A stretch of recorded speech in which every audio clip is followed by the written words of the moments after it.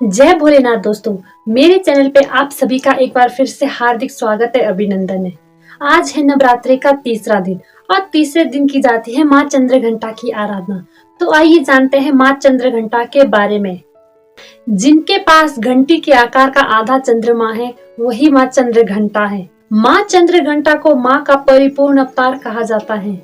माँ के 10 हाथ हैं और इनकी तीसरी आंख सदा खुली रहती है। इनके 10 हाथों में खड्ग, त्रिशूल, गदा, धनुष बाण, जलपात्र, घंटी, कमल पुष्प, अभय मुद्रा और बर मुद्रा है।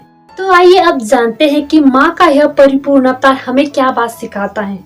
वास्तव में माँ के सिर पर जो चंद्रमा है, वो माँ के शीतल स्वभाव को दर्शाता है और हमें इस बात की शिक्षा देता है कि मनुष्य को सदैव अपना मस्तक शांत और शीतल रखना चाहिए। माँ चंद्रघंटा की तीसरी आंख सदैव खुली रहती है। तीसरी आंख का अर्थ होता है ज्ञान नेत्र।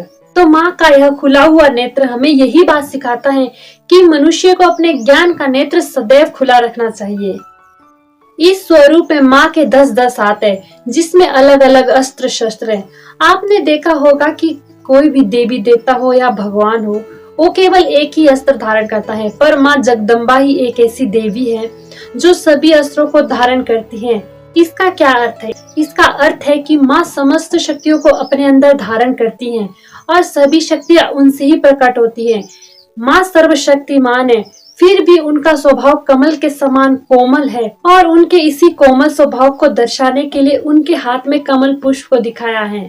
कमल पुष्प का साधारण अर्थ होता है निर्लिप्तता। कमल का पुष्प कीचड़ में खिलता है, पर वह कीचड़ में लिप्त नहीं होता, बल्कि कीचड़ से ऊपर उठ जाता है। उसी प्रकार माता का स्वभाव है, वह परिपूर्ण है, सर्वशक्तिमान है, फिर वो इस संसार में रहकर भी इस संसार से ऊपर उठी हुई है।